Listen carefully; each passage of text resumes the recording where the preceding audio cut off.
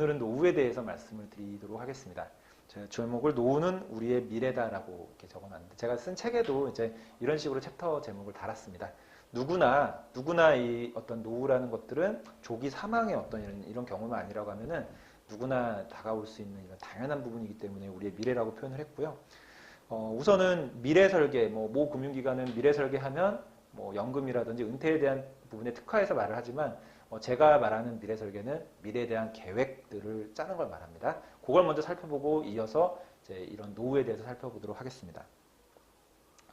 실제로 제가 상담을 했던 이 상담실의 화면입니다. 근데 거기에 잘 보시면 1, 2, 3, 4에 있는 거는 1년 차, 2년 차, 3년 차. 지금부터 몇 년이 지난 내 모습 이런 걸 보기 위한 거고요.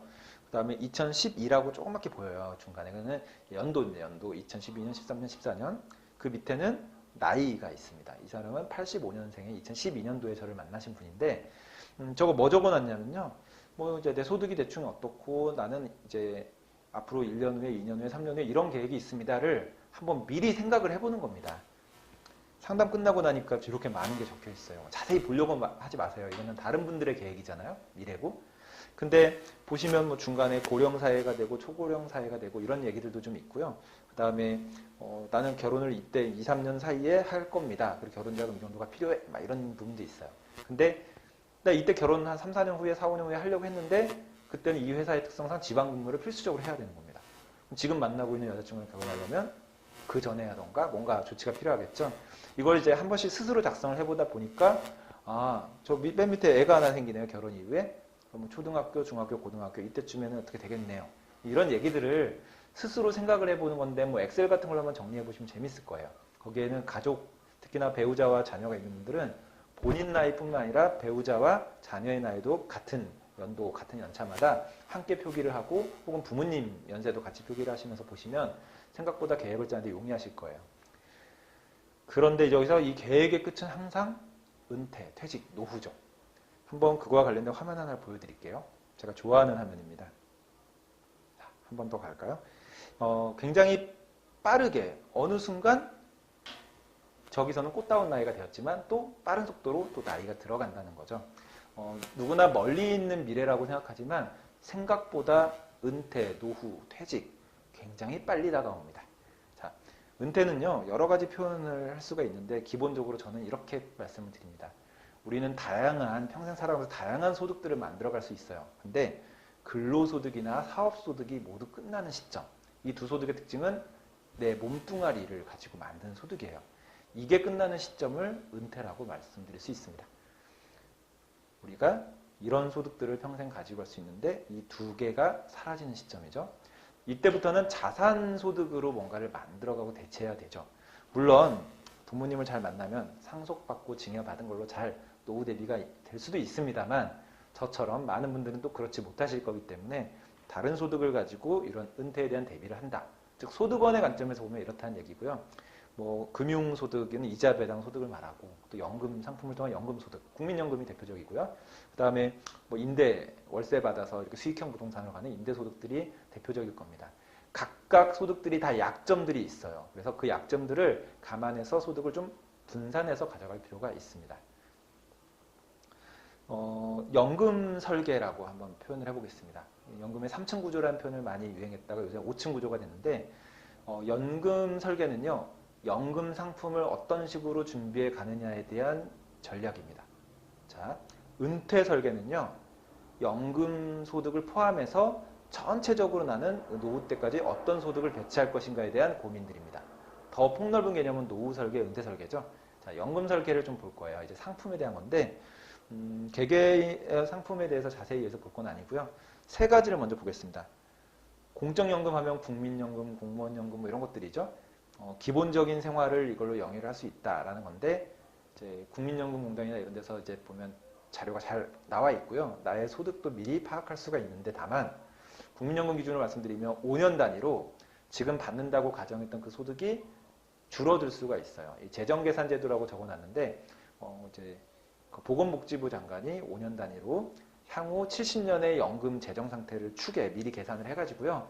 만약에 이제 많이 좀 나빠질 거다라고 판단이 되면 이제 연금 그 세율, 이제 연금 보험료라고 할까? 예, 연금 보험료를 올리거나 연금 받는 시점을 뒤로 미루거나 혹은 받는 금액, 소득 대체율이라고 표현하는데 이걸 낮추거나 거기서 가장 국민 저항이 적은 걸 선택하겠죠. 5년마다 한다는 거예요. 그래서 내가 30세인데 국민연금을 65세에 받거든요. 지금은. 그러면 35년이 남는 거죠. 이 분들 같은 경우는 5, 7은 35, 한 7번 정도 지금 예상되는 국민연금 수준이 깎일 수가 있다는 거죠. 굉장히 나빠질 수도 있다는 겁니다. 그래서 이런 내용들 살펴보셔야 되고요. 퇴직연금 뭐 DB형, DC형, IRP형 이런 거 많이 궁금하실 텐데 생각보다 여기는 재밌는 팁들이 많습니다. 그래서 이런 부분들도 좀 살펴보셔야 될 거고요. 개인연금, 과거 소득공제 받던 그런 상품들 지금은 세액공제라고 하죠. 그리고 비과세 받는 상품들 뭐 이런 이제 세 가지의 어떤 연금들을 가지고 준비를 해나가는 거를 연금의 3층 구조 뭐 이렇게 가져가는 전략이라고 합니다. 전통적인 방식이었죠. 그래서 뭐 국민연금공단의 어떤 공식 자료나 이런 데 보면 이 3층 구조를 피라미드 형태로 표현을 하고 있습니다. 두 개가 추가됐는데요. 그렇게 노후 준비하라고 했는데 준비를 못 하시고 사실은 이미 노후의 시대까지 노후 준비가 안 된 상태에서 노후가 오신 분들을 위한 이제 전략이죠. 하나는 그래도 내 집이 있는 분들에게는 영모기지라고 불리는 그 주택연금, 부동산 자산 가지고 계신 분들이 이걸 활용할 수 있다는 거죠. 그리고 또 하나는 즉시연금이라고 해서요. 이제 금융자산이 있는 거예요. 근데 연금 상품만 없는 분들은 지금 바로 목돈을 넣고 연금을 죽을 때까지 받을 수 있는 뭐 이런 형태의 즉시연금까지 이렇게 5가지를 연금의 5층 구조라고 합니다. 근데 앞에 3층은 젊으신 분들이나 시간 여유가 있는 분들이 활용하시는 거고요. 위에 이 두 개의 층은 시간은 없으나 지금 자산이 어느 정도 모여 있는 분들을 위한 겁니다. 그럼 자산도 안 모여 있고 시간도 없는 분들은 어떻게 해야 될까요? 평생 현역이란 말이 있죠. 혹은 자녀들이 잘 되길 비는 수밖에 없습니다. 이제는 스스로 자기의 노후를 책임져야 되는 세대이기 때문에요. 이제 미리 준비를 하시는 게 필요할 겁니다. 이와 관련해서 뭐 금융상품을 선택하는 기준이나 이런 것들을 팁으로 알려드리겠습니다.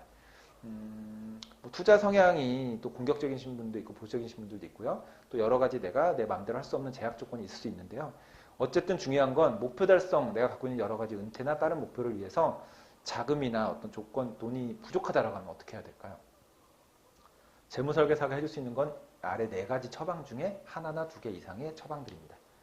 이게 다 싫으시면 아무도 해결해 드릴 수가 없어요. 자, 첫 번째는 목표 자체를 바꾸는 거죠. 기간 좀 뒤로 미루거나 금액을 좀 낮추거나. 이게 안 되는 것도 있죠. 사안별로. 이제 그렇죠. 그래서 조금 위험을 리스크 테이킹을 해가지고 기대 수익을 좀 높여보려는 전략을 갖거나 혹은 지출 관리를 열심히 해가지고 저축액을 좀 높이거나 그것도 아니라면 소득을 더 늘릴 수 있는 어떤 전략을 찾거나 뭐 여기에는 뭐 부업 같은 것도 해볼 수 있겠고요. 뭐 열심히 자기 어떤 몸값을 올리는 전략도 있을 겁니다. 자, 4번은 그렇게 쉽지는 않잖아요. 근데 이제 이런 것들 중에서 이제 하나 이상의 전략들을 가지고 가는 게 어떤 상식적인 선에서는 우리가 필요한 부분이라 생각하고요. 금융상품에 관련해서도 이제 어떤 투자 기간이랑 투자 위험도에 따라서 상품군이 되게 다양하게 있는데 지금 제가 여기에 표현해 놓은 것들은 이제 제도권 상품들입니다. 그리고 최근 들어서는 핀테크라든지 이런 이제 그 비제도권에서도 여러 가지 금융상품들이 좀 있는데 뭐 그런 것들도 사실 워낙 은행 금리가 낮다 보니까 많이들 관심을 가지십니다. 다만 유사수신 행위라든지 소위 우리 금융 피라미드라든지 이런 얘기 많이 들으시죠? 소위 금융사기의 영역에 한 발 걸치고 있는 것들도 많기 때문에 비제도권의 상품들을 취급할 때는 굉장히 신중을 기하셔야 될 것 같고요. 제도권에 있는 상품들이 그렇다고 위험하지 않냐? 위험할 수 있잖아요. 뭐 이런 것들을 바라볼 때는 어떤 원칙과 기준을 재무설계사와 함께 상의를 하셔가지고 이제 그렇게 해서 포트폴리오를 가져가는 게 제가 어떤 강조드리고 이제 싶은 부분이고요. 그럼에도 불구하고 투자를 하는 경우는 내 책임이다. 스스로의 책임이다라는 걸 인지하셔야 될 겁니다. 제가 전체적으로 몇 차례 걸쳐 강의를 해드렸는데 이런 얘기들을 했어요. 우선 재무상담을 통해서든 아니면 스스로 하시던 현금 흐름 관리가 되게 필요하다. 통장 설계부터 예산 설계까지 기본적인 현금 흐름을 설계하자. 두 번째는 자산 관리에 대한 부분들을 중간중간 얘기를 해드렸는데 금융상품 활용을 위한 어떤 기준이 사전에 먼저 있어야 된다. 그리고 또 은퇴 자산의 확보가 만약 10년 이내 은퇴하신다라고 하면 반드시 지금 시작하셔야 됩니다. 그리고 모니터링 얘기는 이제 그동안 하진 않았는데 지금 설명드리면 한번 설계하고 세팅하는 걸 끝나는 게 아니라 지속적인 관심과 관리를 좀 받으시거나 스스로 하셔야 된다라는 거. 그래서 모니터링이 되게 중요하다라는 말씀 드리고요. 이렇게 맞춤형 재무 설계를 통해 가지고 현명한 금융 소비자, 제가 되게 좋아하는 말입니다. 현명한 금융 소비자가 되시길 기원하면서 이런 전체적인 강의를 마치도록 하겠습니다. 모두 고생 많으셨습니다. 네, 수고하셨습니다.